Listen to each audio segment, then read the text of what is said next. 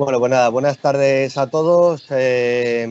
Muchas gracias por estar aquí. Y bueno, pues una semana más arrancamos con una nueva charla en la que, bueno, pues vamos a aprender muchas cosas que hasta ahora no habíamos debatido de ellas aquí en el Meetup. Y bueno, pues estuve hablando hace unas semanas con Luis, ¿de acuerdo? Llevábamos ya tiempo bueno, pues me comentaba sobre el tema de las subastas y demás, y bueno, pues creí que iba a ser bastante interesante. Había gente en el grupo bueno, pues que me preguntaba, ¿no? ¿Cuándo se podía hacer una charla sobre las subastas? Porque, bueno, pues siempre hablábamos sobre el tema del alquiler, sobre el tema de la venta directa, sobre el tema del alquiler por habitaciones, por empresas, tal. Y bueno, pues nos quedaba esta pata, ¿no? Ahí yo detecté que había mucho interés y bueno, pues la verdad que es una suerte tener en este caso, bueno, pues dos expertos en la materia, ¿vale? Porque, bueno, siempre yo creo que los que nos movemos en las inversiones inmobiliarias siempre nos ha surgido, digamos, esa curiosidad por el tema de las subastas, ¿no? Es decir, qué hacer, ¿no? Es decir, cómo podemos aprovechar esas oportunidades que muchas veces nos dicen, oye, y el tema de las subastas, tal, ¿no? Entonces, yo pienso que es un tema complejo en el que, bueno, pues es un carril más donde se pueden aprovechar las oportunidades a la hora de bueno, pues invertir y demás. Tenemos lo que es el carril de encontrar pisos de bancos o de inmobiliarias o de particulares o buscarlos en la calle, y este para mí es otro carril más, ¿vale? Bueno, lo primero, bueno, os comento, por si alguno no lo sabéis, el libro, ¿vale?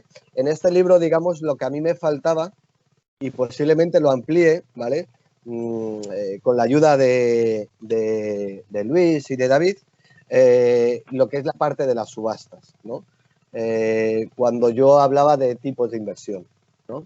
Y, y bueno, pues nada, vamos a ello y bueno, muchas gracias Luis por estar y bueno, pues que nos cuentes un poquillo.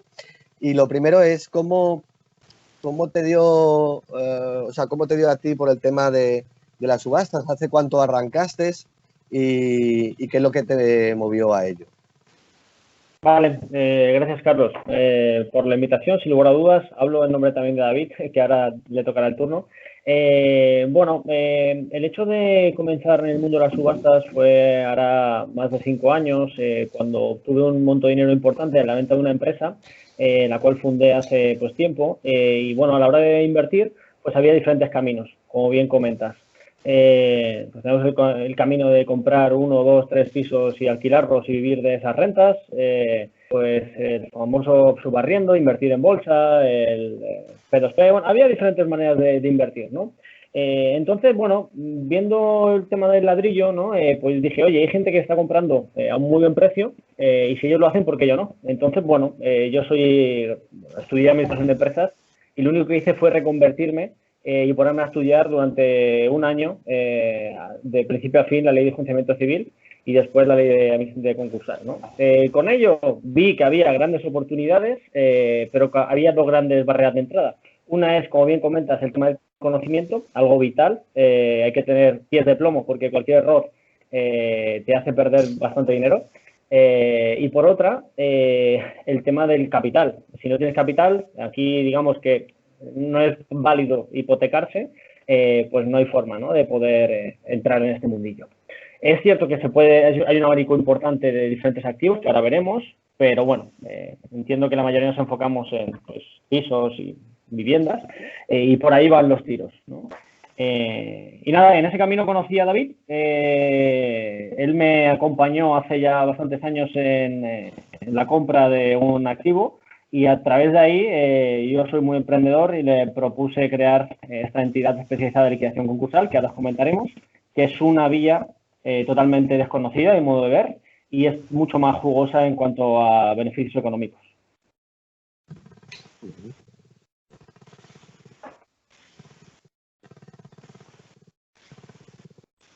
Muy bien. ¿Y tú, hola? Sí. Sí. Sí, David. Bueno, pues no sé, comentarnos un poquillo sobre vuestra empresa, además. Bueno, teníais ahí una presentación, Sí. ¿no? Sí, voy a compartirla, ¿vale? Vamos a ver. Me decís cuando se vea, ¿vale? Ahora, sí. Sí, vale, Perfecto. fantástico, chicos. Bueno, entiendo que tenemos hasta las 8, ¿vale? Hemos empezado un pelín tarde, por lo tanto acortaremos esa presentación en 35 minutos en vez de 45. Daremos esos 15 minutos finales para los comentarios y respuestas, ¿vale? Solamente dejando esa premisa. Entonces, lo dicho, chicos, Liquidación Judicial es una empresa que nació por allá de diciembre, enero, ¿vale? En fruto de lo que os comentaba anteriormente. Ahora David se presentará, pero bueno, yo conocí a David en este camino de las inversiones de subastas. Y bueno, Liquidación Judicial es una entidad especializada en liquidaciones concursales. ¿Esto qué significa?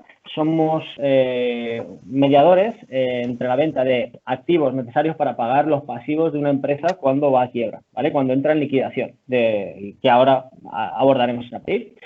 Entonces, en esta presentación veremos lo siguiente. Hablaremos un poquito de nosotros, sobre el equipo, qué es liquidación judicial, tipos de subastas que tenemos a día de hoy y qué oferta hay en el sector, subastas judiciales, que entiendo que son la más famosa y más conocida, diferentes tipos de activos que se pueden comprar en ellas y adicional entraremos en subastas concursales, que como os decía es algo que a la fecha entiendo que mucha gente desconoce o no sabe. Y al final, pues oye, si alguien quiere contar con nosotros, pues algunos servicios y honorarios que podemos dar al margen del contacto, ¿va?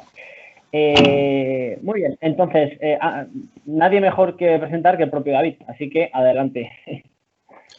Bueno, en primer lugar agradecer a Carlos la posibilidad de partir aquí un ratito con todos sus acompañantes habituales y nada, como decía Luis, no entorpezco demasiado, simplemente me presento. Yo soy funcionario de la Administración de Justicia desde hace ya pues aproximadamente 20 años. En el año 2002 fue cuando accedí a la Administración de Justicia. Durante muchísimos años he estado encargado del Servicio Común de Ejecuciones Civiles. De hecho, hasta el año 2015 tuve, entre otras, como competencia encomendada la de presidir los actos de subastas físicas, de subastas presenciales, cuando todavía se realizaban de aquella manera. Por lo tanto, por mi propio trabajo en la Administración de Justicia, en el juzgado de primera instancia, me vi obligado a tener que, efectivamente, lidiar con las vicisitudes que podían ir apareciendo en los procesos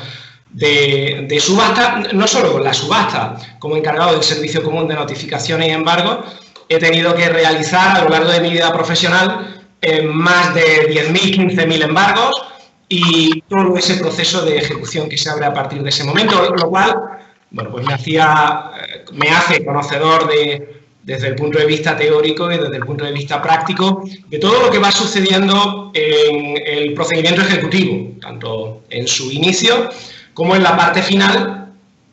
Y bueno, pues todo esto me daba la posibilidad de efectivamente conocer muy de cerca tanto los pros como los contras de cualquier proceso de ejecución que pueda llegar a terminar en subasta, que por cierto no tiene por qué ser así. Hay otras formas de liquidación que establece la Ley de Enjuiciamiento Civil, aunque es cierto que la mayoría pueden instar subastas judiciales voluntarias, que están reguladas en la Ley de Jurisdicción Voluntaria del año 2015 y antiguamente en la Ley de 1881, y que por tanto hay ocasiones en las que podemos encontrar una subasta pública judicial que, repito, no es el resultado de un procedimiento de apremio por una ejecución de título judicial, de título no judicial, una ejecución hipotecaria, una ejecución pinoraticia, sino, ya digo, una división del condominio. El artículo, creo que era el 400 del Código Civil, era el que establecía que nadie está obligado a mantenerse en la copropiedad y que, de hecho, los pactos superiores a 10 años en la copropiedad son nulos. Por lo tanto, cuando alguien tiene un pro indiviso en copropiedad con alguien, siempre puede instar la disolución forzosa si no llegan a un acuerdo. Y la subasta puede ser una forma para conseguirlo. En temas de herencia, cuando se hereda un bien también en copropiedad, pues, si no se llega a un acuerdo, también se puede dictar la subasta.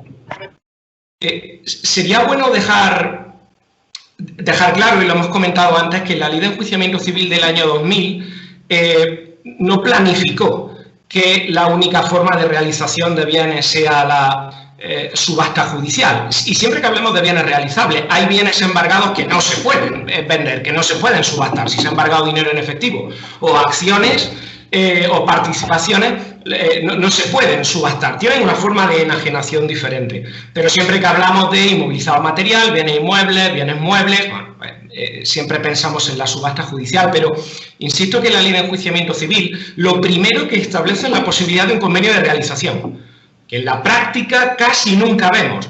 Ejecutante y ejecutado muy rara vez son capaces de alcanzar un acuerdo y que en ese acuerdo se articule la forma de realización de los bienes, lo cual es una pena, porque a buen seguro en alguna ocasión primero se descargaría de trabajo al órgano judicial y se conseguiría un mejor resultado. Sobre todo según el tipo de bien que se haya podido embargar. Cuando se descarta esa posibilidad, la del convenio de realización, es cuando entraría alguna de las otras dos formas de realización, que bien puede ser la subasta pública judicial o bien la enajenación a través de entidad especializada, que es lo que somos nosotros. Es decir, la Ley de Enjuiciamiento Civil del año 2000 establece como alternativa al convenio de realización, ya digo, que vayas a una subasta pública judicial o que se encargue de su enajenación una entidad pública. Es cierto que en cuanto al uso de la entidad pública, la ley hace ciertas prevenciones, como la necesidad de que nosotros afiancemos el cargo, se nos establece un plazo máximo de 6 meses para realizar, salvo al Colegio de Procuradores, que se les permite también realizar este tipo de enajenaciones, y ya digo, como una alternativa a la subasta pública judicial. Bien, debo decir que en sede judicial nunca o casi nunca se utiliza nuestro servicio, la de la entidad especializada, siendo por tanto que en el 99% de los casos se acude a la subasta pública judicial. Sobre esto no me voy a entretener mucho, pero creo que puede ser de interés comentarlo y, bueno, supongo que mucha gente lo sabrá. Hasta el año 2015, en los órganos judiciales las subastas se celebraban de forma presencial, tenían lugar un día concreto, a una hora en concreto, y de alguna manera era un acto que, bueno, a los posibles interesados en acceder a bienes a través de subastas judiciales, normalmente les echaba para atrás. No había un buen nombre en cuanto a lo que ocurría ahí y, de hecho, nosotros en el juzgado tenemos conocimiento de ciertas prácticas ilegales, como la subastilla y otros medios que tenían como objetivo conseguir un precio muy inferior al que se podía llegar a obtener, aunque ello supusiera el tener que limitar el número de personas que iban a participar en esa subasta. Desde el año 2015, si no recuerdo mal, 6 de octubre, la subasta ha pasado a ser un acto telemático, un acto que tiene lugar en el portal de subastas del Boletín Oficial del Estado, lo cual ha provocado que la subasta se democratice. Es decir, desde tu casa, con un ordenador delante, puedes acceder a la información que se presupone es suficiente para ver si te puede llegar a interesar, si no te puede interesar y que, en consecuencia, si así lo decidas, puedas participar en la subasta.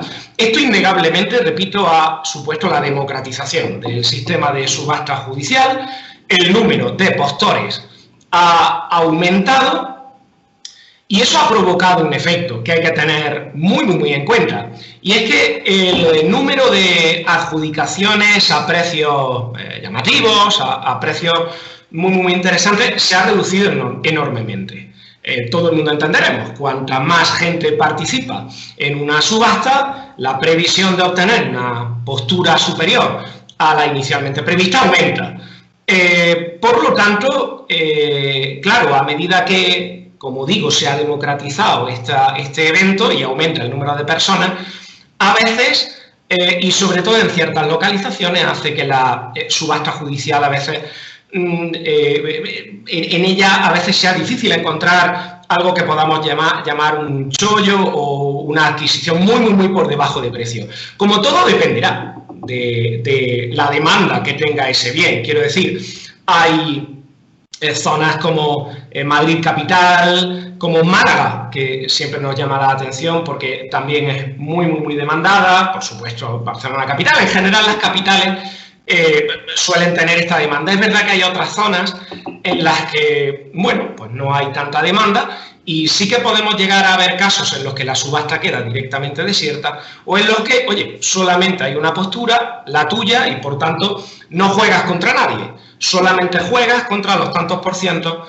de la ley de enjuiciamiento civil.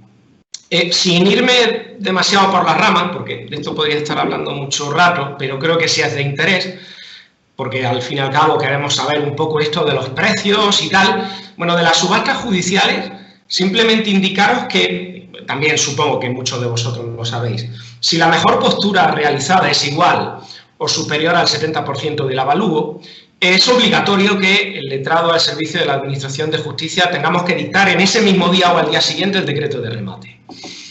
No hay más. Es decir, si eres la mayor postura y es igual o superior al 70%, en principio debe dictarse un decreto de remate en el que simplemente se te va a conceder un plazo de 40 días hábiles, aproximadamente 2 meses, para que puedas consignar la diferencia entre la postura que tú has realizado, el depósito del 5% que realizaste para participar en la subasta, que ahora en breve van a aumentar a un 20%, según nos dicen. Bueno, de hecho, según hemos podido leer en el proyecto de ley, y si efectivamente ingresas esa cantidad, a continuación se dictará el decreto de adjudicación que te permitirá inscribir, y muy importante, el decreto de adjudicación que te permitirá cancelar las cargas posteriores y hacer eso que se llama la purga de cargas. No me puedo entretener tampoco mucho en cuanto a esto, el tema de las cargas, pero creo que es algo que también a la gente le puede llegar a interesar. Si veis que me extiendo demasiado en cuanto a esto, cortarme y cambio de tercio, ¿de acuerdo? Pero simplemente comentaros algo que creo que es fácil de entender una vez que se explica, pero que a lo mejor leyendo la ley o tratando de aprender por uno mismo, a lo mejor no se entiende con tanta facilidad. Mirad, después de todo el proceso judicial de ejecución, cuando estamos en puertas de la subasta, lo primero que va a ocurrir es que el órgano judicial se va a poner en contacto con el registrador de la propiedad para que nos envíe eso que se llama certificación de titularidad y cargas. Es decir, el minuto 1 o el minuto 0 de la subasta es eso. Cuando nosotros en el juzgado ya tenemos claro que vamos a empezar a liquidar patrimonio y va a ser la subasta la forma en la que lo vamos a hacer, enviamos un mandamiento en formato telemático con contenido estructurado al registrador de la propiedad para que por favor me diga la titularidad, muy importante. No vaya a ser que haya habido un cambio de titularidad del bien a lo largo de la ejecución y podamos tener un tercer poseedor, lo cual sería un problema. Y por otro lado, muy importante, queremos conocer el estado registral de ese bien. Y queremos conocer el estado registral de ese bien porque los bienes registrables, bienes inmuebles, bienes vehículos a motor, bienes muebles registrables, admiten muchos embargos, tantos como sean necesarios.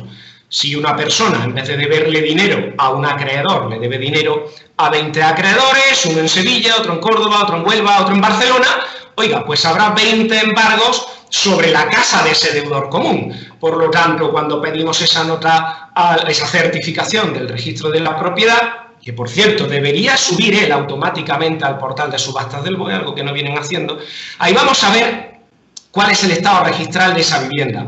Algo que es muy importante y que hay que tener en cuenta es que para sacar el bien a subasta, tú no tienes por qué ser el que embargó en primer lugar. Tú no tienes por qué ser el titular de la carga.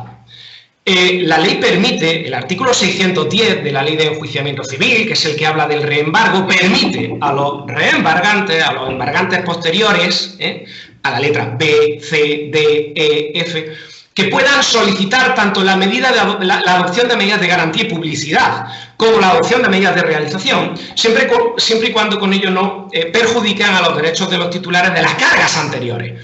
Por lo tanto, si yo fui, vamos a poner un ejemplo, el tercer acreedor que le embargó la casa a este deudor común, es decir, él le debe dinero, por ejemplo, a 5 acreedores, hay 5 embargos, letra A, B, C, D y E, y yo soy el que embargó en tercer lugar. Es decir, el registrador de la propiedad, cuando yo embargué el bien, por fax el juzgado envió inmediatamente esa comunicación al registro de la propiedad y él anotó letra C. Bien, ¿yo puedo pedir que el bien salga a subasta? Sí, por supuesto, si mi ejecución es la más rápida, podré solicitarlo. Cuando nosotros en el juzgado recibamos ese certificado del artículo 656 de la Ley de Enjuiciamiento Civil, veremos que hay cargas anteriores y cargas posteriores. Cargas anteriores, letra A y letra B. Cargas posteriores, letra D y letra E. Esto es importante. ¿Por qué? Porque el secretario judicial del juzgado C, que es el que va a subastar, hemos dicho, tiene que hacer una cosa que se llama el avalúo. Y el avalúo es algo muy importante, porque es el precio de subasta. Lo digo de otra manera, el precio de subasta no es la tasación que se haya hecho en C. En C, claro que se ha hecho una tasación por un perito, pero ese no es el valor de subasta. El valor de subasta es el avalúo. ¿Y qué es el avalúo? La tasación menos las cargas anteriores. Es decir, si el perito dice que el valor vale, el bien embargado vale 100.000 euros, pero a la letra A se le deben 20.000 euros y a la letra B se le deben 20.000 euros, el valor de subasta y el avalúo son 60.000 euros. Por tanto, usted, subastero, se podrá quedar el bien por un 70% de 60.000. ¿Por qué el bien no sale a subasta por 100.000 y sale a subasta por 60.000? Muy sencillo. El subastero se subroga en la subsistencia de las cargas y gravámenes que sean anteriores al despacho de la ejecución. Dicho en otras palabras, el subastero se come con patatas la carga A y la carga B. Como se va a subrogar en ellas, como se van a mantener, como no se van a purgar, de lo que tiene que pagar en subasta para adjudicarse el bien, nosotros le vamos a quitar lo que se le debe a A y lo que se le debe a B. Por cierto, un simple comentario un poco técnico, simplemente decir que el Tribunal Supremo en el año 2018 aclaró que el subastero no es deudor de A y de B. No confundamos. Se queda un bien que tiene una carga A y una carga B, de forma y manera que es ese bien siempre el que responderá de esas deudas, no los bienes presentes y futuros del subastero. Y por otro lado, también importante, cuando el subastero inscribe, congela el importe de esas deudas anteriores. Por tanto, y por eso, las cargas anteriores no se cancelan. Lo que se cancela siempre, cuando hay una subasta, es el gravamen que provocó la subasta, en nuestro ejemplo, la letra C, y las posteriores, letra D y letra E. De hecho, dice la Ley de Enjuiciamiento Civil que la cancelación de las cargas posteriores, D y E, se hace de oficio, y la cancelación de la carga que motivó la subasta, letra C, tendríamos que pedirla el subastero, aunque en la práctica se suele cancelar todo de oficio. Fijaros, y no sigo mucho más por aquí, el dinero que paga el subastero en la subasta va a ir a C, que para eso es quien ha sacado el bien a subasta. Si no hay dinero suficiente para pagarle a C, porque la deuda es enorme, bueno, pues hasta aquí hemos llegado. Quiero decir, el subastero se queda el bien con la letra A y B, y tanto C como D como E hay que cancelarla y tendrán que buscar otros bienes para seguir cobrando lo que les falta. Sin embargo, si la subasta en C es muy buena y sobra dinero, bueno, pues una vez que le pagamos a C, tener en cuenta que la ejecución solo termina con la completa satisfacción del acreedor ejecutante, es decir, hasta que no le pago a C el último céntimo, no paramos de darle dinero. Si sobra dinero, eso se llama remanente e irá a la letra D y a la letra E. Puede ser que incluso siga sobrando dinero, entonces se llama sobrante, y eso va del propio ejecutado. Es decir, a A y a B nunca, ni un duro, no es necesario. Como digo, el subastero al fin y al cabo se ha subrogado en la subsistencia de las cargas anteriores. Bien, todo esto, que no quiero extenderme mucho más, y bueno, podría hacerlo, forma digamos un entramado, en primer lugar, teórico y técnico, y también un poco luego a efectos prácticos, que de alguna manera provoca que la persona que vaya a ir a una subasta, sepa lo que hace, tenga cierta información, que se haga acompañar, en caso de ser necesario, de alguien que conozca la materia, y si no se quiere hacer acompañar de nadie, por lo menos que estudie bien en qué va a invertir su dinero, y sobre todo eso, que tenga en cuenta cuál es el estado registral del bien. Pero fijaros que todo esto que yo estoy comentando ahora, de la importancia de las cargas anteriores y posteriores y todo esto, es algo que se tiene en cuenta en las subastas judiciales, en las subastas notariales, en las subastas también de la Seguridad Social, pero sin embargo no se va a aplicar a las liquidaciones concursales, que creo que ahora vamos a dedicar Luis Media, Luis me guía un poco. Eso es. David, mira, solamente comentar, ahora te doy paso con eso, los tipos de activos que podemos comprar, ¿vale? Ya con el preámbulo que has hecho de judiciales. El tema de qué podemos comprar, ¿no? Tanto en la página de subastas.web.es, pues podemos encontrar viviendas, podemos encontrar locales, garajes, naves industriales, vehículos, créditos por cobrar, mobiliario, joyas y electrónica, a grosso modo, ¿vale? ¿Cuál es nuestro consejo, ¿no? De cara a estos años de experiencia? Por ejemplo, vehículos, pues yo no aconsejo. Mucha gente me pregunta, oye Luis, necesito un coche, no lo aconsejo. Realmente, la gente que suele ser embargada suele hacer cosas raras, ¿no? Entonces, vehículos, obviamente, para nada. Electrónica suele estar en muy mal estado. Mobiliario sí que puede ser una buena oportunidad porque hay cosas a muy buen precio, pero hay que ser pues, muy técnico para encontrar y entender cuál es el proceso. Y bueno, el tema de viviendas, locales, garajes, naves industriales, que es el ABC de nuestro negocio, todos los que estamos aquí entiendo, sí que pues obviamente es recomendable, pero con pinzas, ¿no? Yo ponía por aquí que comprando en subasta judicial como tal, la probabilidad de encontrar activos en mal estado es muy alta, es muy amplia, ¿no? Realmente no hay ningún... si alguien, en este caso, pierde la propiedad de la vivienda, no hay ningún ¿cómo será? No hay ninguna culpa, ¿no? Por dañar la vivienda, llevarte los radiadores, llevarte las ventanas, ¿no? Y de esa forma, pues, mucha gente que está enfadada, pues, lo suele hacer. En cambio, ya visto esto, ahora comentará David, pero en concursal normalmente nos encontramos los activos pues en un estado más que óptimo, ¿no? En mi caso particular he comprado varios activos y estaban, vamos, de revista, ¿no? Así que adelante, David, tenemos 7-10 minutos, ¿vale? Así que todo suyo. Bueno, en cuanto a esto último que acaba de comentar Luis, el hecho de que en las liquidaciones concursales los bienes que se subastan o que son objeto de una venta directa concurrencial se encuentren en buen estado, tiene su lógica. Debéis tener en cuenta que a la par que se abre la fase de liquidación, se suele abrir la sección de calificación y en esa sección de calificación se tiene que determinar si el concurso es culposo o si ha sido totalmente ajeno a la voluntad del concursado, y esto conlleva una serie de responsabilidades. Por lo tanto, en general, en las liquidaciones concursales es todo un poquito más sencillo, bueno, en cuanto al hecho de encontrar bienes en buen estado. A ver, simplemente como un pequeño preámbulo. Entiendo que la mayoría de personas desconocen completamente las liquidaciones concursales, el procedimiento de concurso de acreedores y un poco todo esto. Sin irme demasiado por las ramas, simplemente diré que un concurso de acreedores, tanto de persona jurídica como de persona física natural, se inicia cuando esa persona jurídica o esa persona natural, no empresaria, tiene varios acreedores y no puede hacer frente al pago de esas deudas.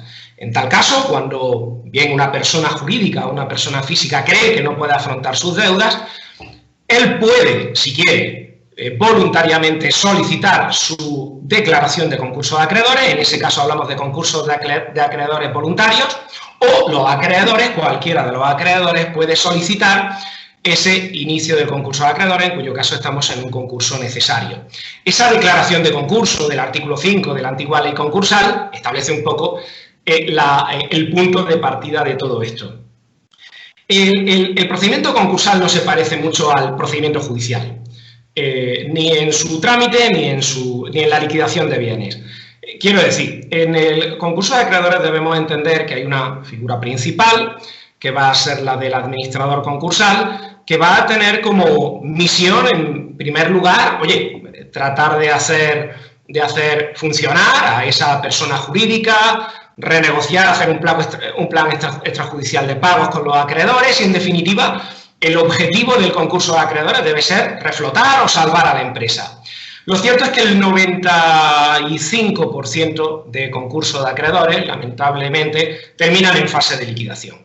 Es decir, hoy por hoy es cierto, el concurso de acreedores en nuestro país no es una gran herramienta para reflotar empresas y demás, porque casi todas las que entran en concurso terminan en fase de liquidación. Hacía mención ahora hace un momento a la figura del administrador concursal. Decíamos que es una figura importantísima, tiene esa misión de tratar de cuidar por los derechos del propio concursado, pero también por los intereses y los derechos de los diferentes acreedores que hay. Y un hito importante en el proceso concursal es la elaboración de un plan de liquidación. Es decir, cuando se determina que no es viable la empresa, los acreedores no aceptan un acuerdo extrajudicial de pagos y se tiene que presentar ese plan de liquidación, ahí el administrador concursal establece algo muy importante, y son los diferentes tipos de crédito que pesan y recaen sobre la masa activa del concurso. Es decir, el administrador concursal va a tener que explicarnos cuáles son los créditos que tienen el carácter de crédito preferente o crédito con privilegio especial, cuáles son los créditos ordinarios, cuáles son los créditos subordinados. ¿Por qué es importante conocer los diferentes tipos de créditos que hay en un plan de liquidación? Muy importante, porque igual que en las judiciales decíamos que las cargas anteriores son cargas que van a subsistir y que son cargas en las que se subroga el subastero. En el procedimiento de liquidación concursal podemos decir algo parecido, no exactamente igual, pero algo parecido con los créditos con privilegio especial. Es decir, aquellos créditos que aparecen con ese carácter en el plan de liquidación, en principio deben ser respetados por la persona que quiere adjudicarse bienes en el concurso de acreedores. ¿Cuáles son los créditos con privilegio especial? Sobre todo las hipotecas, garantía hipotecaria, derecho real de garantía hipotecaria, pignoraticia, la prenda y alguno más en particular, pero sobre todo, y como podemos imaginar, lo más habitual es la hipoteca.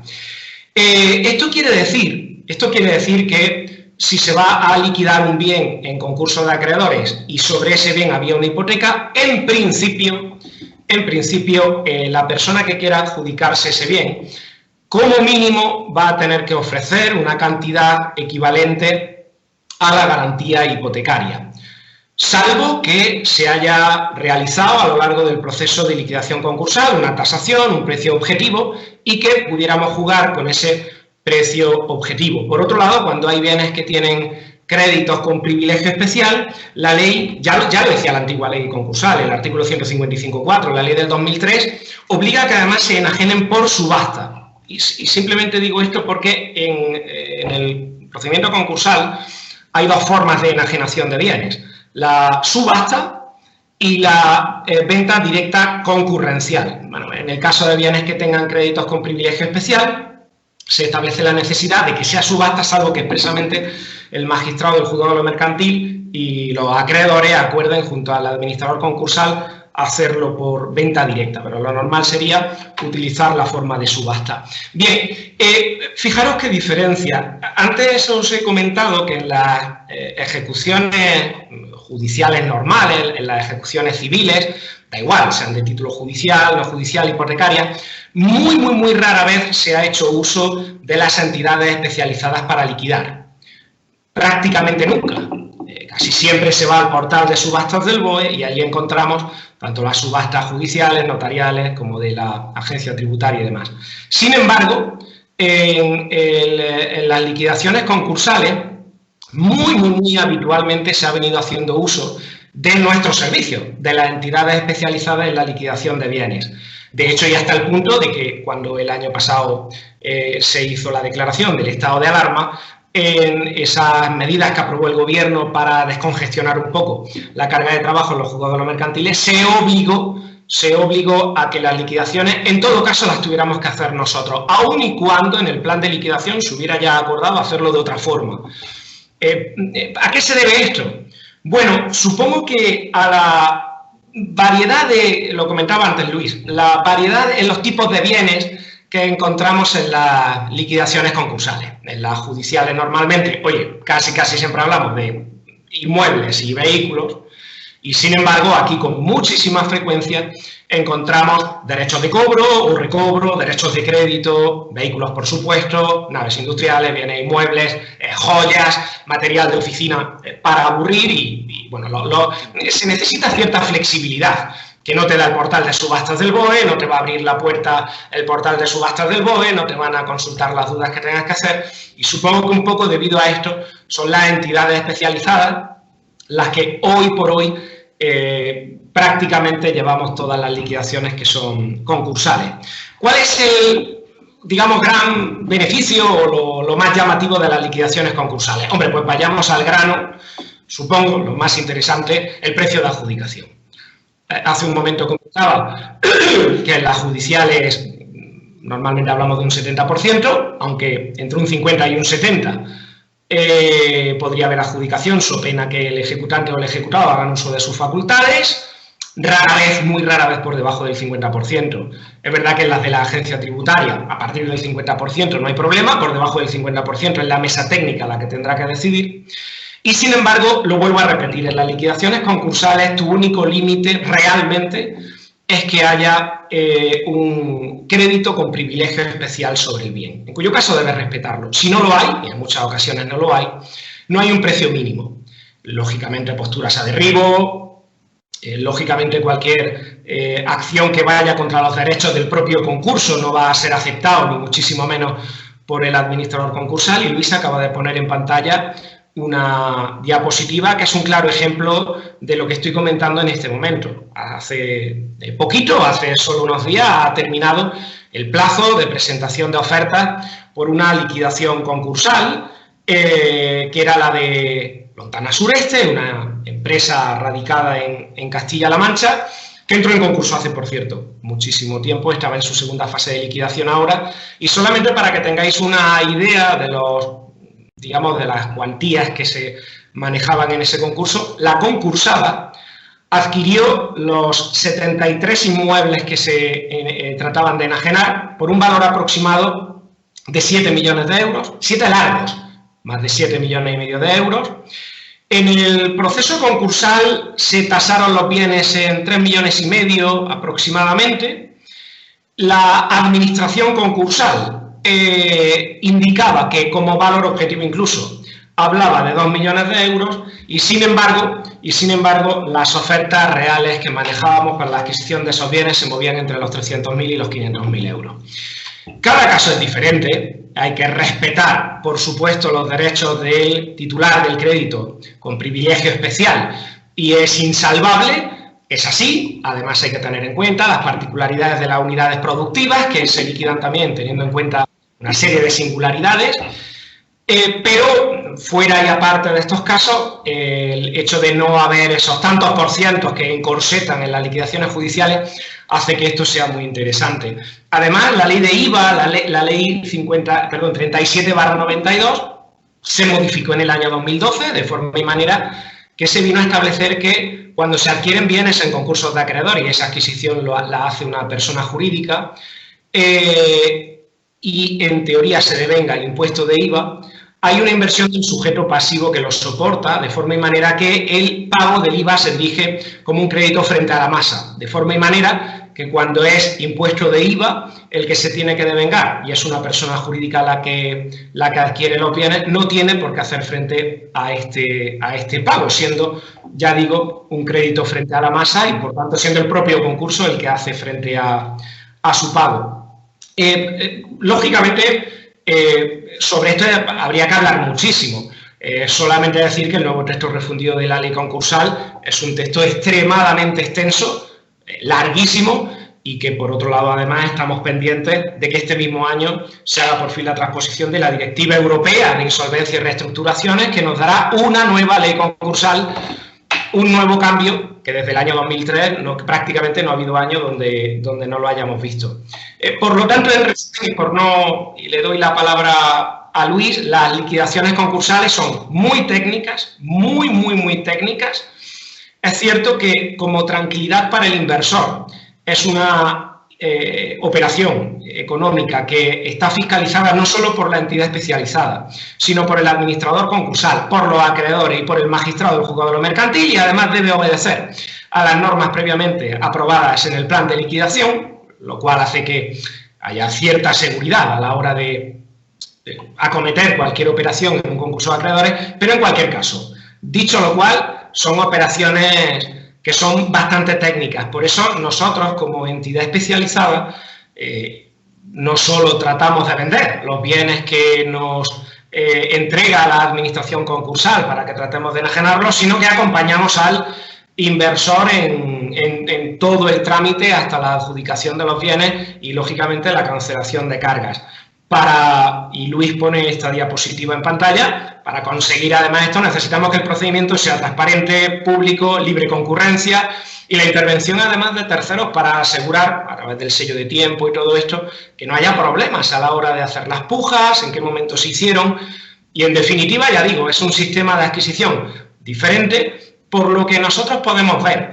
Es muy reducido el número de inversores que se atreven a acudir aquí, al mundo concursal, para adquirir aquí bienes, y simplemente, y con esto ya dejo de hablar, decir que a partir del próximo 1 de enero del próximo año se levanta la moratoria concursal que aprobó el Gobierno junto a la declaración del estado de alarma, que impide, repito, hasta el 31 de diciembre de este año, concursos necesarios de acreedores. Por lo tanto, vivimos un año relativamente tranquilo, donde estamos viendo mucho concurso de persona natural, mucha aplicación de la ley de segunda oportunidad, algunos concursos en los que la declaración ha sido voluntaria, pero como ya se viene indicando, el volumen de liquidaciones concursales va a ser terrible, por desgracia, a partir de este próximo 1 de enero. El número de empresas zombie que tenemos se presupone que es muy elevado y nadie sabe realmente calcularlo. En el momento en el que se puedan exigir los créditos concursales,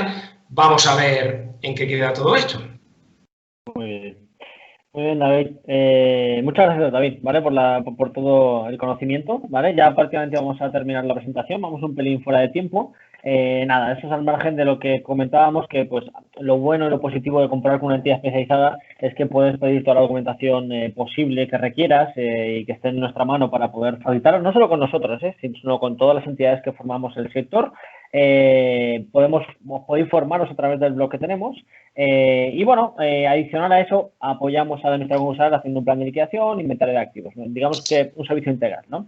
En este caso, de cara al inversor, que entiendo que es lo que nos interesa, los honorarios que se cobran una vez se vende el activo, se adjudica el activo, suele ser entre un 4 y un 6 activos inmobiliarios y unidades productivas y bueno, entre un 10 y un 15 dependiendo los otros tipos de activos que veis en la pantalla.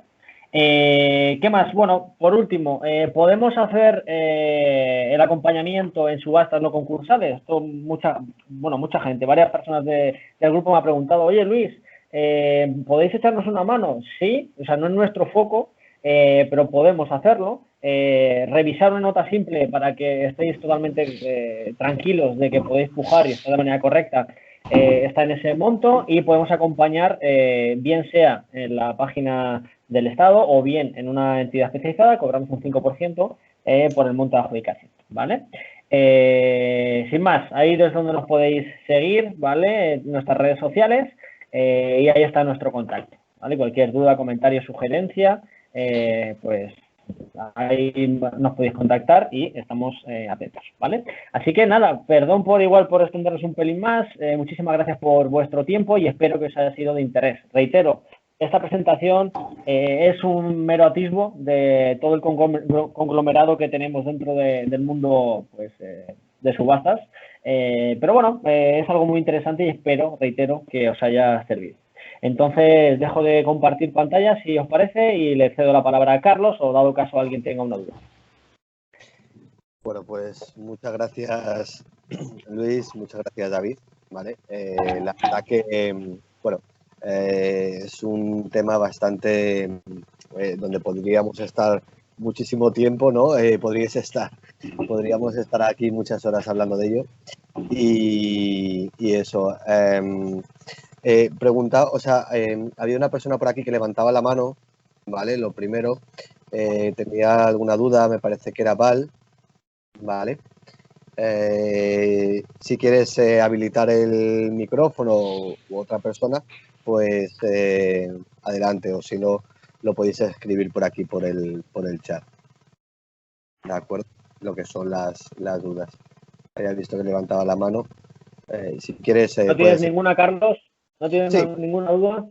Sí, sí, yo muchas. O sea, yo podría podría estar aquí horas y horas preguntando, ¿vale? Porque, bueno, me ha parecido interesante, es decir, por un lado, bueno, pues comentabais que, y además un poquito por la presentación, que esta última parte, digamos, es la más interesante, ¿no? Y en la que comentabas, Luis, que te ibas a enfocar más, ¿no? Más que nada, por lo que veo, por la poca gente, digamos, que se va a esta opción, es decir, hay menos competencia, ¿no? Y además, por lo que he visto, te puedes adjudicar bienes por un porcentaje mucho menor que lo que son las subastas judiciales, ¿no? En las que tienes que ir al 50 o al 70%. Entonces, bueno, sí que me ha parecido interesante. Yo tenía una duda, que es cuando habláis de créditos especiales privilegiados, ¿a qué se refieren estos créditos? Sí, hipoteca legal y tácita y la garantía pignorada, principalmente eso. Es verdad que hablamos muchas veces de empresas y hay parte de los honorarios, de las deudas que se tienen con los trabajadores, que se pueden también llegar a incluir como crédito con privilegio especial, pero básicamente, y fuera y aparte de algún caso muy concreto, ya digo, normalmente la hipoteca, bien legal, bien hipoteca tácita, o cuando se pignoran bienes, cuando hay una garantía pignoraticia, en realidad cuando hay derechos reales de garantía, que por eso se establecieron sobre el bien que es objeto ahora de liquidación y que si yo como acreedor establecí ese derecho real de garantía, debe ser respetado. Es verdad que aquí no hablamos de derechos de tanteo, de derechos de retracto, que también son otros tipos de derechos reales de garantía, pero sobre todo eso, el hecho de que haya una hipoteca, en pocas palabras, una garantía pignorada, sí que obliga a respetarla. Lógicamente el banco puede aceptar una quita, faltaría más. Es verdad que de hecho el administrador concursal puede hablar de precio objetivo, siempre y cuando haya aportado una tasación a lo largo del procedimiento concursal. Yo he encontrado casos en los que incluso esa tasación era sensiblemente inferior a lo que se debía, y hablamos de un 60%, cuando en teoría deberíamos respetar ese crédito que pesa sobre el bien. El resto de créditos ordinarios y subordinados, en principio, no tienen por qué necesariamente ser respetados en la oferta que se haga. Fíjate que un pequeño truco que yo a veces aconsejo a la gente, y fíjate qué cosa más sencilla, a veces en una liquidación concursal alguien puede tener una duda de ¿ofrezco más? Si ofrezco tan poquito, quiero decir un 15% del valor del bien, un 20%, ¿perderé el tiempo o se aceptará o no? Oye, pide una nota simple y mira si hay una hipoteca, una carga hipotecaria sobre el bien. Si no la hay, en principio y salvo sorpresa no tenemos créditos con privilegio especial. Obviamente el administrador concursal no va a decir en el plan de liquidación, oiga, ofrézcame muy poquito dinero. La misión de todo el mundo, de nosotros también, de los que participamos en las enajenaciones, es obtener el mayor precio posible, y de hecho en todas aquellas que se nos confían, nosotros con los clientes no podemos decirle, oye, ofrece solo un 20% que es tuyo. Nuestra misión es obtener siempre el mayor precio posible, pero a poco que la gente empieza a conocer las liquidaciones concursales y sabe moverse por ellas, enseguida saben y conocen cuándo se puede ofrecer un precio muy bajito y que tenga avisos de salir adelante, o cuando en principio, oye, no, porque no es una cuestión de que quiera el administrador concursal o la entidad especializada, hay un crédito con privilegio especial y hay que respetarlo. De acuerdo. Vale, pues muchas gracias. No sé si tenéis alguna otra duda. A mí hay una cosilla que, bueno, pues siempre siempre me ha preocupado con el tema de las subastas, que hablabas un poco de ello. Y bueno, la verdad que me ha quedado un poquillo, o sea, sí que me ha quedado claro con el tema de las cargas. Es decir, yo entiendo que si hay un bien que hoy sale a subasta, O sea, que sale a subasta, vamos a poner el día 1 de agosto, ¿vale? Tú lo consultas hoy y hay unas cargas, ¿de acuerdo? Pero puede que el día 30 de julio, ¿de acuerdo?, le entren otras cargas más. ¿Cuál es el momento de cierre? ¿Cuál es el momento de cierre en el que, digamos, el juzgado dice, no, mira, entra la subasta este día y ya no pueden entrar más cargas, ¿no? No, no hay un momento. El subastero acepta como suficiente por el mero hecho de participar en la subasta la documentación adjunta. Y pondré solamente un ejemplo. Hace algún tiempo, hace no sé si un año por ahí aproximadamente, un cliente que me solicitó asesoramiento para participar en una subasta. Además, era una subasta de división de cosa común, era el paso previo a una liquidación del régimen económico matrimonial, lo cual complica todo un poco más, porque en las subastas voluntarias, cuando se quiere hacer una división de la cosa común, no hay cargas anteriores y posteriores porque tú no eres un gravamen.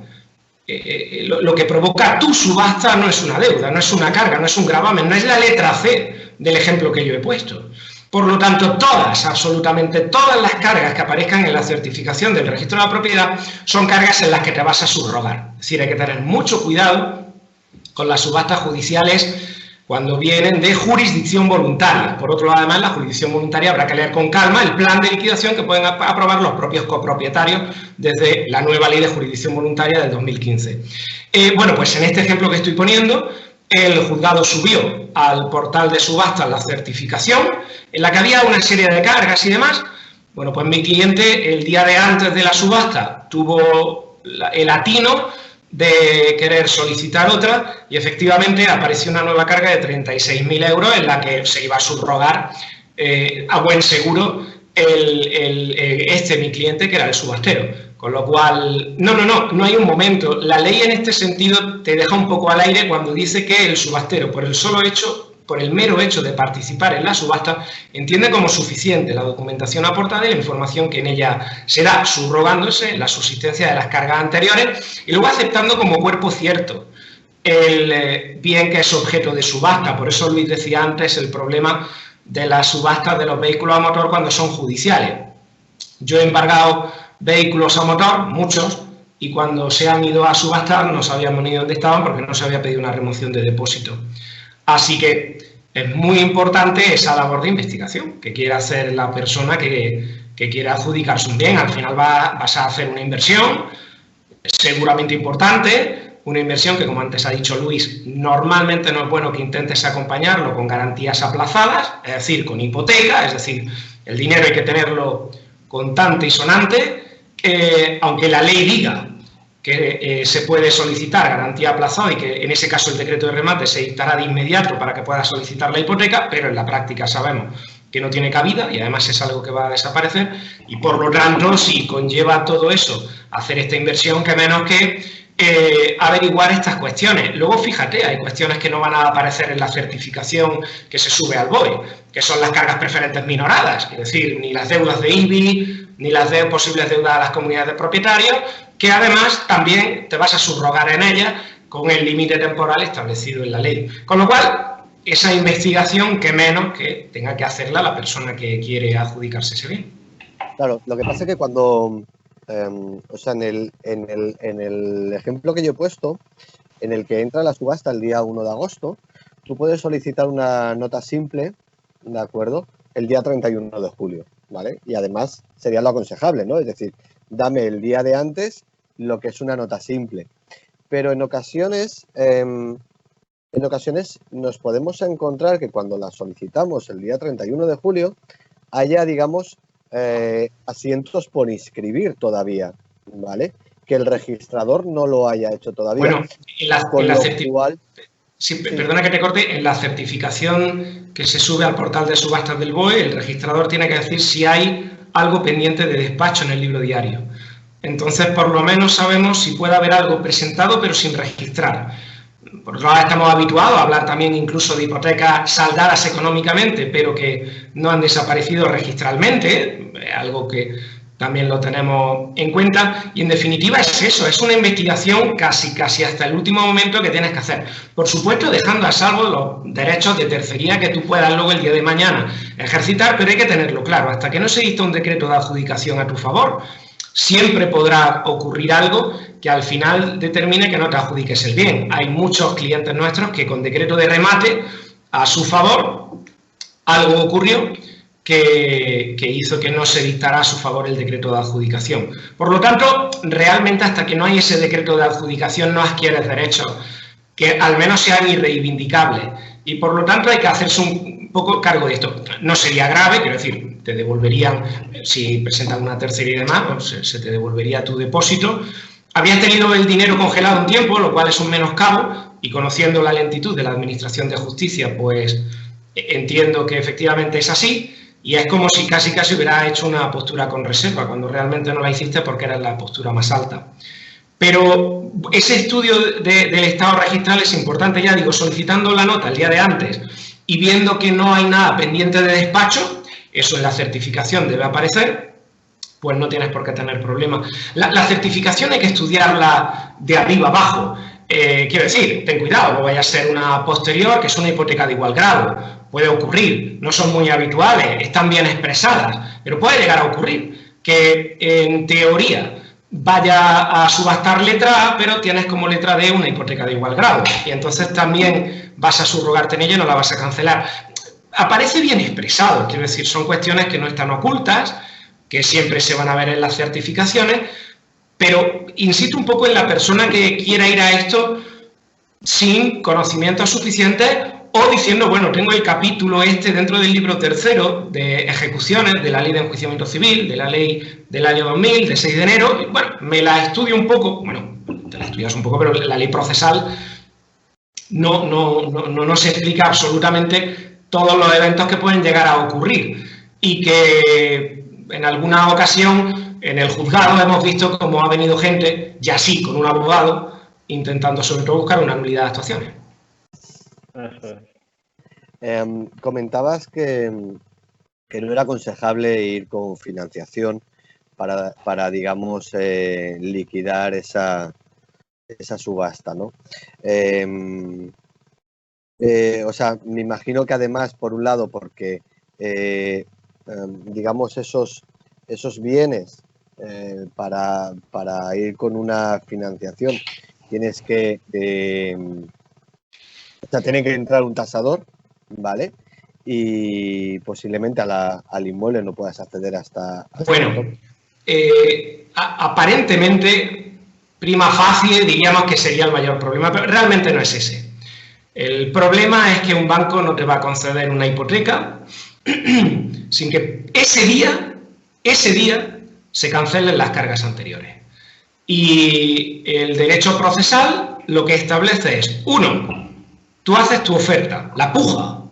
2, si es igual o superior al 70%, en el mismo día o día siguiente dicto decreto de remate a tu favor. En este decreto de remate te doy 40 días de plazo para que pagues, o sea, para que te den una hipoteca.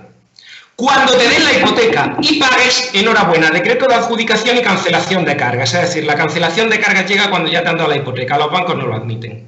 El problema realmente es ese.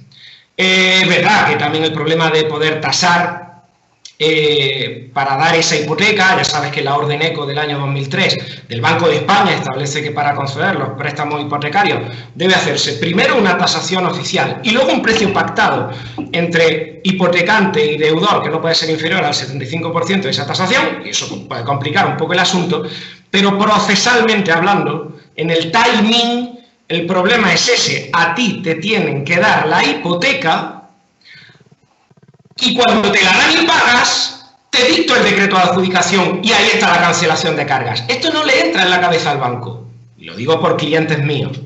Al banco no le entra a la cabeza que pueda dar una hipoteca sin ese día estar cancelando un préstamo hipotecario anterior, o créditos, otro tipo de cargas. Le enseñas el artículo de la ley y dice, no, mira, este legislador tenía ese problema y estableció este trámite y aquí viene regulado. Pero los bancos te dicen que no, que ellos como van a hipotecar un bien y van a conceder una cantidad de dinero, sin que se cancelen las cargas anteriores. Las posteriores les da igual, pero una carga anterior en sede judicial no lo entienden. Y claro, nosotros le decimos, sí, tienes que concederle la hipoteca, él paga, y si pagan esos 40 días hábiles, yo le dicto decreto de adjudicación y ahora sí cancelamos cargas. Ese es el problema, es un problema de timing. Por supuesto, lo de las periciales y las tasaciones también se puede medio salvar, pero el problema es el que te comento. Bien. En los concursos de acreedores, digamos, o sea, ahí sí que quizá es posible, o sea, tienes más facilidad incluso para un tema de una financiación o no. Es decir, porque al final es distinto, ¿no? Es decir, yo creo que ahí a lo mejor hay más posibilidades, ¿o estoy equivocado? No tienes ese problema temporal que estamos comentando ahora. El tema es que en los concursos de acreedores, casi siempre, en el 90 y tantos % de los casos, ya se te indica que además el bien te lo vas a adjudicar sin cargas de ningún tipo. El problema es que cuando haya un crédito con privilegio especial, como comentábamos antes, no se va a aceptar tu postura si no lo cubres.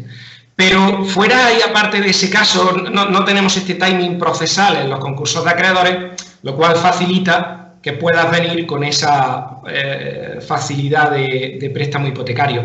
De todas formas, insisto, hay un proyecto de ley ya aprobado por el Gobierno que ha metido ya en las Cortes y que este mismo año esperemos que se apruebe y que ahora ya sí que va a decir tajantemente que no se puede acudir a la subasta y también a las liquidaciones concursales con esa financiación bancaria. Se va a aumentar además en las judiciales el depósito para concurrir a ellas. Vamos a volver al depósito anterior del 20%, actualmente lo teníamos en el 5% para facilitar que la gente pudiera participar en ellas. Y bueno, va a haber algunos cambios que de alguna manera van a profesionalizar un poco más esto de la subasta, van a hacer que no sean, como decíamos al principio de la conversación, que no participe, ¿verdad?, tanta gente, y veremos cuál es el resultado de esto. La verdad que no parece que el cambio sea muy adecuado, pero el Gobierno tendrá sus razones. Muy bien. No sé si tienen por aquí alguna otra consultilla, porque yo estoy aquí preguntando y preguntando. Si hay alguien, bueno, pues que desactive el micrófono, que escriba aquí en el chat. Sobre la parte de la compra de crédito que comentabais antes, ¿cómo lo veis de interesante o de complicado este punto? Difícil. No sé si Luis quiere decir algo, pero... Porque en ocasiones a mí me han ofrecido, o sea, en ocasiones me han ofrecido, oye, Carlos, te voy a pasar compra de crédito, ¿no? Bueno, si lo compras a un 10% de su valor, es decir, en el seno de un concurso de acreedores, donde se admiten unos descuentos brutales por ello, te puede salir muy bien. Solo diré que es un crédito impagado, que no ha sido capaz de cobrar el acreedor principal y que tú, que eres un tercero ajeno, vas a intentar cobrarlo ahora. Por lo tanto, es difícil. Y le dejo la palabra a Luis. Tienes que tener en cuenta que los intereses ordinarios dejan de correr desde que se hace la declaración de concurso del artículo 5 de la ley concursal. Parte de lo interesante también de los derechos de cobro es esos intereses que hacen que al final, oye, la deuda aumenta si eres capaz de cobrarla y encima te la adjudicas barata, está muy bien, pero cuidado, los intereses ordinarios desde la declaración de concurso, que es algo que ocurre muy al principio, dejan de correr. Eso es algo que ocurre solo en concursal. Por tanto, olvídate de lo nuevo que pueda originarse y estás hablando de una deuda casi en foto fija. Tienes que comprarla muy barata. Sí, nosotros, Carlos, tenemos... nosotros tenemos diferentes clientes inversores, especialistas en este tipo de activos, ¿no? Al final, bueno, sí, de créditos. Y es cierto que, bueno, son especialistas y muy pro en este sentido. El hecho de poder comprar, nosotros tenemos bastante variedad en cuanto a ese tipo de activos y vamos, digamos que hay bastante oferta y hay poca demanda, ¿no? Bueno, es cuestión de ponerle foco y demás. Como bien dice David, encontramos adjudicaciones irrisorias. Pero reitero, hay que tener bastante conocimiento del tema. Sí. Igual que hay que ser experto en sector inmobiliario, si quieres acceder a activos inmobiliarios, bien judiciales o bien en concursales, entiendo que para adquirir derechos de crédito, derechos de cobro, tienes que tener conocimiento de lo que estás adquiriendo y en este caso, sobre todo, cómo liquidarlos. ¿Qué herramientas tienes? ¿Qué conocimiento tienes en cuanto al procedimiento judicial que a buen seguro vas a tener que iniciar tú para poder cobrar ese crédito, que al fin y al cabo es lo que pretendes? Pero en algunas, o sea, yo me imagino que con el tema de los derechos de cobro, ¿no? No me acuerdo cómo lo comentabais. Al final lo que se puede producir es como, digamos, la compra en un momento dado de un inmueble ocupado, ¿no? De un piso ocupado, ¿no? Es decir, digamos que la entidad ha intentado cobrarlo, no ha llegado a un acuerdo, incluso a una dación en pago, ¿no? Y, bueno, pues digamos que sale esa opción, ¿no? La opción de la venta de crédito, ¿no? O de la compra de crédito. Entonces, al final es lo que se puede producir, ¿no? Es como, o sea, se puede producir algo parecido. Como si compraras un inmueble ocupado, ¿no? Con un ocupa. El único consejo que te podemos dar, Carlos, ahí, que lo vemos en el día a día, son aquellos créditos que cuentas con todos los soportes en facturas. Porque nos encontramos en el día a día estos activos que digamos de créditos, de facturas impagadas, que no tienen ningún tipo de soporte, que no hay nada, entonces no hay forma de poder cobrarlo. Dado caso, y reitero, la especialidad en el sector, en ese punto, que tengas y que te faciliten ese soporte de facturas fechadas y firmadas. De esa forma, pues es un +1, ¿no? Dentro de esa oportunidad. Pero vamos, reitero, yo como inversor no lo haría, pero es una oportunidad. Hay que conocerlo bien. Si tú, yendo un poco por lo que comentaba Carlos, si tú quieres subrogarte en el crédito hipotecario para ejecutarlo tú, debes tener mucho cuidado, porque tras la reforma del año 2012, tras la crisis anterior económica que hubo, se reformó la Ley de Enjuiciamiento Civil, el artículo 579, para facilitar un poco a los deudores especialmente hipotecados. Y tienes que tener en cuenta que si tú hicieras esa figura de acreedor y ejecutas la hipoteca, debes recordar que si en esa ejecución hipotecaria tú no obtienes todo el dinero que se te debe, y es lo normal, en las ejecuciones, en las subastas, no es normal que el banco cobre el 100% de lo que se te debe, que no se te olvide que tu cliente, que ha pasado a ser tuyo ahora, si paga en 5 años, con que te pague el 60% está saldado. Y si necesita 10 años te va a pagar el 80%. Y por cierto, si te autoadjudicas el bien tú en la subasta, que es algo que puedes hacer como acreedor ejecutante, cuidado, porque si lo vendes a mercado y tienes plusvalía, el 50% de esas plusvalías se lo tienes que descontar de la deuda que tiene el cliente contigo. Son situaciones que a veces yo me he encontrado que ni siquiera el abogado del banco termina de realmente dominar y conocer, y los propios bancos se están quedando con muchos créditos impagados en los cuales ellos han sido, digamos, los adjudicatarios del bien. Directamente se dictó decreto de adjudicación a su favor. Como siempre, insisto, conocer bien la materia para hacer los cálculos. Un poco, siempre habrá un riesgo, pero aproximadamente saber qué inversión haces y qué retorno. Insisto que en derechos de crédito normales, es decir, facturas impagadas y que yo te compro a ti esa factura para reclamárselas a él, oye, si en el seno de un concurso de acreedores tú vas a comprar esos créditos a un 10% de su valor, es decir, son deudas por 100.000 euros y tú las compras a 10, oye, si llegas a cobrar 50.000 euros has ganado 40.000. Estaría muy bien. Pero cobrar créditos exige ir a procedimientos judiciales de ejecución, que también conllevan gastos, mucho tiempo, y hay que tener cuidado con ello. Muy interesante. La verdad que, claro, eso que comentabas en el caso de que tengas plusvalía, tengas que devolver, ¿no?, el 50% a... Sí, pongo un ejemplo. Si el banco por poner un ejemplo, si el banco se adjudica el bien por 50.000 euros en la subasta, Y ahora resulta que el banco o una entidad dependiente del banco la vende a mercado por 100.000, es decir, ha obtenido una plusvalía de 50.000. Vale, pues el 50% de 50.000, es decir, 25.000 euros, se tiene que reducir de la deuda que tenga el deudor con el banco.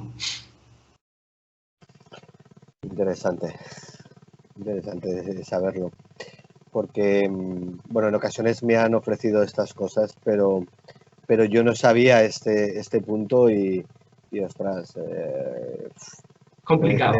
puede ser un palo luego, ¿no? Lo que te viene, si te lo Sí. reclaman o demás, ¿no? Sí. Bueno, no sé si alguno tiene alguna duda. Álvaro, Carlos, Dalton, Glenda, José Antonio, Martín, que están por aquí. Si tenéis alguna duda, además, yo creo que ha quedado bastante, vamos, yo he aprendido bastantes puntos, ¿vale? Creo que ha sido muy interesante y creo que a la gente cuando lo vea luego en el canal, pues le va a gustar y se pondrá en contacto, al igual que lo haré yo, con vosotros, ¿vale? Porque, bueno, al final estamos ahí con las inversiones, ¿no? Intentando obtener la máxima rentabilidad y este es un carril que yo creo que se puede aprovechar, pero evidentemente de la mano de gente que conoce la materia, porque, por ejemplo, yo este punto no tenía ni idea, ¿vale? Y te puedes encontrar con alguna sorpresa de gente que lo único que intenta es venderte un producto de una compra de crédito tal y luego salir estas cosas, ¿no? Que luego te llevan las manos a la cabeza. Es interesante. Bueno, pues veo que no preguntan, así que, bueno, pues nada. Muchísimas gracias, David. Muchas gracias, Luis, por compartir todo este conocimiento. Y nada, está en la presentación, pero si lo podéis poner ahí en el chat, vuestra página web, ¿de acuerdo? Para que, bueno, pues la gente tome nota, los que no hayan tomado de ella y nada, pues nos vemos. O si puedes poner ahí un pantallazo de lo que es la página web.